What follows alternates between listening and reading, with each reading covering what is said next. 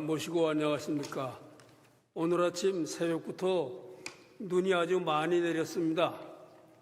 옛날에 어렸을 때는 눈이 내리면 그저 기분이 좋았었는데 이제는 걱정이 앞섭니다. 저 눈길에 혹시 넘어지지 않을까. 또 오늘도 제가 설교를 맡았는데 또 못 가지는 않는가 이런 걱정으로 참 그렇습니다.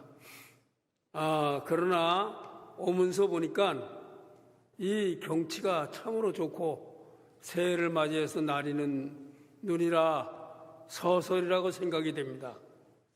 새해를 맞이해서 우리 모두가 내가 모신 하늘님을 깨닫는 그와 같은 한 해가 되기를 신고드립니다. 사실 어제 뜬 해나 오늘 뜬 해나 섣달 그음에 뜬 해나 새해에 뜬 해나 그 해는 같습니다. 그러나 우리는 그 새해에 뜬 해에 새로운 의미를 붙이고 새로운 각오를 합니다. 1년을 시작하는 1월달을 정월이라고 우리는 부릅니다. 정월은 우리가 잘 아다시피 바를 정자를 씁니다. 왜 바를 정자를 쓰느냐 하니까 바르게 올해를 시작을 해라 해서 바를 정자를 썼다고 그럽니다. 오늘 우리가 읽은 해월 신사님의 법설인 수도법에서 기운과 마음이 바르면은 바로 그것이 도를 이루는 사람이라고 말씀을 하셨습니다.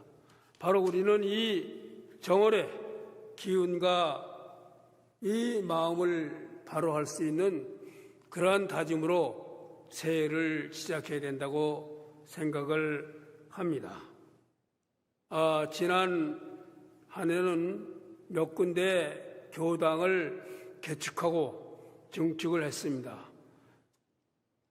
진주교구가 그렇고 여주교구가 그렇고 또 동서울교구가 그렇습니다. 그래서 제가 몇 군데 축사를 하러 갔었습니다. 축사를 하면서 아주 깨끗하고 넓어진 교당을 바라다보면서 이 교당에 우리 교인들이 그득 차면 얼마나 좋을까 하는 생각을 했습니다. 그러면서 이 교당에 이 교인들이 그득 찰 수 있는 그러한 길은 무엇인가도 생각을 혼자 했습니다. 그것은 혼자 생각을 하면서 주문 소리가 가득하면은 교인들도 가득하지 않을까 이런 생각을 했습니다. 오늘 눈이 내리고 그래서 그런지 이 대교당도 사실 텅텅 비어 있듯이 많이 참석을 못했습니다. 그러한 그 이유 중에 가장 큰 것은 주문 소리가 가득하지 않기 때문에 그런 것이 아닌가 저는 그렇게 생각을 합니다. 주문 소리가 가득하면은 그 교당은 가득 찰 것으로 저는 확신을 합니다. 대지사께서 하늘님께 받은 것은 딱 두 가지입니다. 영부와 주문입니다. 영부라는 것은 우리가 신령한 부적이라고 그렇게 풀이를 합니다. 근데 이 부적이라는 이 부는 절부로서 처음에 붙어있던 것이 나누어졌는데 그것이 한치의 틈도 없이 다시 맞이하는 것을 말합니다. 그래서 이 영부는 하늘님의 마음과 나의 마음이 한치의 오차도 없이 맞은 것을 영부라고 말을 할 수가 있습니다. 그것은 대인사님께서 하늘님으로부터 받았던 오심즉 여심, 이때 오심은 하늘님의 마음입니다. 여심은 대신사의 마음입니다. 나의 마음이 바로 너의 마음이다. 즉 나의 이 마음과 너의 마음이 한치의 오차도 없이 맞았단 말이죠. 그 말씀은 다시 말해서 대신사님께서 하늘님 마음을 회복하셨다, 이 말씀입니다.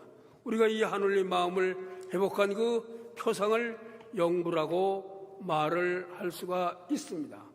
그런가 하면은 이 영부를 얻기 위해서, 즉 하늘님 마음을 회복하기 위해서 가는 그러한 것이 주문입니다.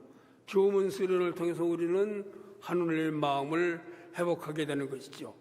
그래서 주문 수련을 통해서 하늘님 마음을 회복해서 영무를 얻게 되는 것, 바로 이것이 천도교인들이 하는 것이고, 이 교당에 주문 소리가 가득해야만이 바로 이 하늘님이, 우리 교인이 이 교당에 가득 찬다 하는 그런 말씀을 드릴 수가 있겠습니다. 옛날 얘기입니다마는 대인사께서 체포가 되시기 전에 체포를 하기 위해서 임금의 명을 받들고 선전관 정운구가 서울에서부터 내려옵니다. 종자 2사람과 무예별감 2사람을 데리고 5사람이 내려와요. 그러면서 문경 세제를 넘습니다. 문경 세제는 충청도와 경상도의 접경입니다. 세제를 넘으면 경상도가 되는 거죠. 즉 문경이 되는 겁니다. 문경 세제를 넘었더니 밤마다 집집에서 주문 소리가 어떻게 들리는지 정운구가 장계에다가 동학이 굉장히 많이 퍼졌습니다 라고 올렸다고 그럽니다. 그만큼 대신사 시절에 우리 교도들은 주문 소리를 그치지 않고 열심히 주문을 읽었습니다. 오늘 우리의 교세가 이렇게 열쇠로 있는 것은 다른 것이 아니라 우리 스스로, 저를 비롯한 모든 사람들이 주문에 열심이지 않기 때문에, 그래서 하늘님 마음을 회복함으로써 회복하는 데에 우리가 노력을 기울이지 않았기 때문에 그런 것이 아닌가, 이런 생각을 합니다. 즉 우리가 주문을 읽지 않고 교인들이 가득 차기를 기대하는 것은 우리가 일을 하나도 하지 않고서 밥을 먹으려고 생각하는 것이나 일을 하지 않으면서 부자 되기를 바라는 것과 진배 없습니다. 그러한 심보라는 거죠. 우리가 어떻게 주문을 하지 않고서 우리 교인이 늘어나기를 기대하겠습니까? 우리 스스로 주문에 열심히 함으로써 우리 스스로의 하늘님 마음을 회복할 수 있는 그와 같은 길을 가야 된다고 생각을 합니다. 주문을 많이 하신 그러한 분들을 만나면 뭔가 달라요. 그분에서 느끼는 것은 굉장히 경건함이라든가 이러한 것을 느낄 수가 있습니다. 그렇듯이 주문은 사람들을 경건하게 만들고 있습니다. 왜? 하늘님의 어떠한 마음을 회복하게 되니까 경건하지 않을 수가 없습니다. 이 경건함이라는 것은 결국 어떠한 그 두려움에서부터 온다고 저는 생각을 합니다. 이 경건할 경자와 두려울 외자는 같이 붙어 다닙니다. 그래서 대인사께서 용담론사에서 아는 바 천지라도 무지한 세상 사람 경외지심 없었으니 아는 것이 무엇이며 라고 말씀하셨어요. 경외지심, 즉 이 공경을 할 수 있는 마음, 그것은 이 조심조심하고 두려워하는 마음에서부터 생겨난다고 저는 생각을 합니다. 근데 우리는 살아가면서 눈에 보이는 것만 두려워해요. 눈에 보이는 권력, 눈에 보이는 돈, 눈에 보이는 완력, 이런 것을 두려워하고 그 두려움을 통해서 마치 그 앞에 공경하는 것 같은 태도를 취합니다. 사실 그 권력이나 부나 완력 앞에서의 보이는 두려움은 그것은 공포고, 그것을 통해서 보이는 그러한 공경함은 공경함이 아니라 겉으로 보여주는 그러한 것입니다. 진정 마음에서 우러나는 공경함이 아니라는 것이죠. 따라서 우리는 보이지 않는 것, 즉 유형의 것이 아닌 무형의 것, 무형의 하늘님을 두려워하고 공경할 수 있는 그 같은 마음을 가져야 된다고 생각을 합니다. 그래서 유학에서는 이 비슷한 말로써 무작이라는 말을 써요. 자기 자신을 속이지 마라. 그래서 자기 자신을 속이지 않은 무작위에 이르기 위해서는 가장 먼저 해야 될 것이, 가장 필요한 것이 신독이라 그래요. 삼갈 신자에다가 홀로 독자, 홀로 있음을 삼가야 된다. 즉 혼자 있어도 10사람의 눈이 바라다보는 것 같이, 10사람의 손이 가르치는 것과 같이 우리는 자신을 삼가해야만이 자기를 속이지 않고 그럼으로써 자신을 이룩해 나갈 수 있다고, 수양해 나갈 수 있다고 유학에서는 그렇게 가르칩니다. 그것은 대학에 나오는 말이지만 대학은 우리가 알기에는 공자의 도를 이은 증자가 쓴 것이라 하지만은 이 말씀은 다시 말해서 공자님께서 하늘님의 존재를 모르기 때문에 무작이라고 말씀하셨어요. 하늘님의 존재를, 우리가 하늘님 모셨다는 것을 공자님이 깨달았다면 그런 말씀은 안 하셨을 겁니다. 해월신사님께서 신무천을 말씀하셨어요. 신무천의 첫머리에 무기천하라, 하늘님을 속이지 마라, 이렇게 말했습니다. 그게 바로 무작위와 같은 말입니다. 근데 공자께서는 하늘님의 존재를 깨닫지 못했기 때문에 그래서 내 스스로를 홀로 있음을 삼가라고 말씀을 하셨던 거죠. 그것을 해월신사께서나 대신사께서는 내가 모신 하늘님을 속이지 말라고 신무청에서 말씀을 하셨습니다. 그래서 하늘님을 속이지 않는 것이 바로 무작위이고 신독이다. 유학에서의 말하는 그러한 것이라고 저는 생각이 됩니다. 주문을 하지 않고서 우리가 천도교를 신앙할 수 있는 길은 아무것도 없습니다.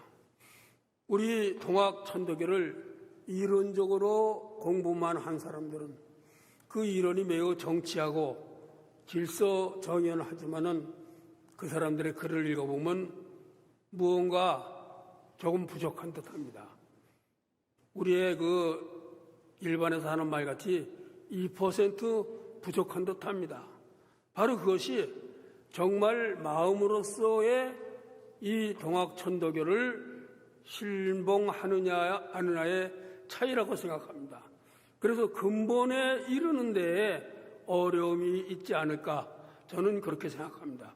바로 그것은 그 사람들이 동학천도교를 신앙하지 않기 때문에, 주문 수련을 하지 않기 때문에, 그들이 머리로만을 썼기 때문에, 가슴으로 썼다 하더라도 주문 수련에 도달하지 못했기 때문에, 그렇기 때문에 바로 부족한 것을 느끼는 것이 아닌가, 저는 그렇게 생각합니다. 따라서 우리는 주문 수련을 통해서, 주문을 통해서 경건함을 회복해야 됩니다.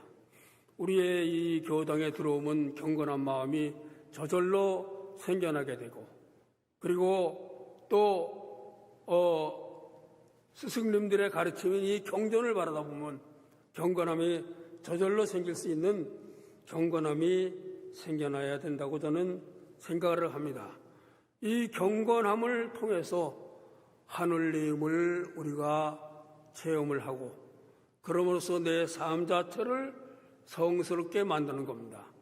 하늘님의 어떤 그 삶을 내가 실천을 하니 하늘님의 삶의 성스러움이 내 삶에서 그대로 드러나는 거죠.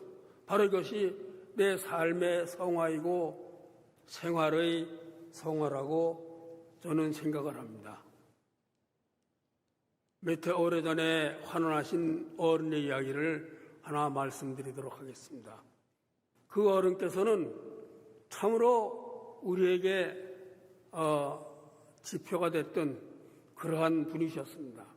어느 날 그 어른께서 말씀하시기를, 내가 하늘님 모신 사람인데 어찌 말 한마디 함부로 할 수 있고 행동 한 가지 함부로 할 수 있겠느냐, 이런 말씀을 하십니다.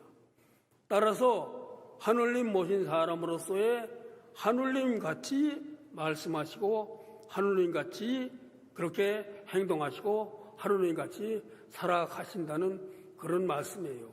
그렇게 말씀을 안 하셨지만은 바로 그 얘기는 그렇게 해석이 될 수 있어요.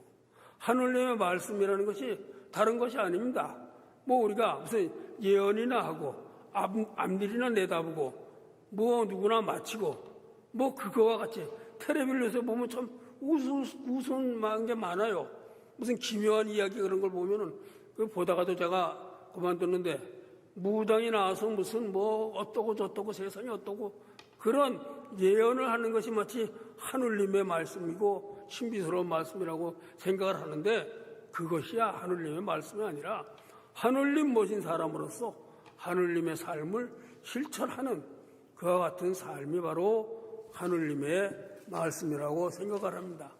오늘 우리에게 가장 필요한 것은 바로 이 주문 수련을 통해서 우리 스스로 하늘님의 삶을 살려고 노력하는 것이 가장 중요하다고 저는 생각이 됩니다.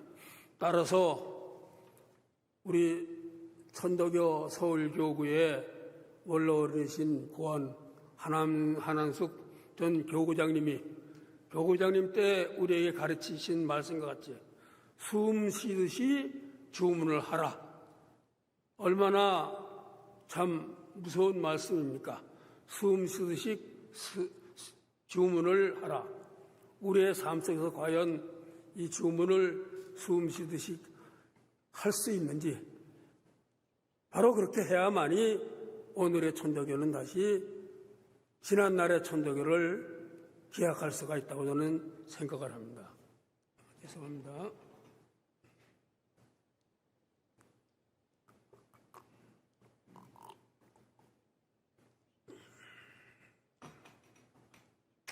바로 이와 같은 마음으로 우리 모두 경건함을 회복하고, 그래서 어느 장소 어느 때였든지 주문을 잃지 않는 천도교인이 되기를 우리는 올해의 서원으로 삼아야 된다고 생각합니다.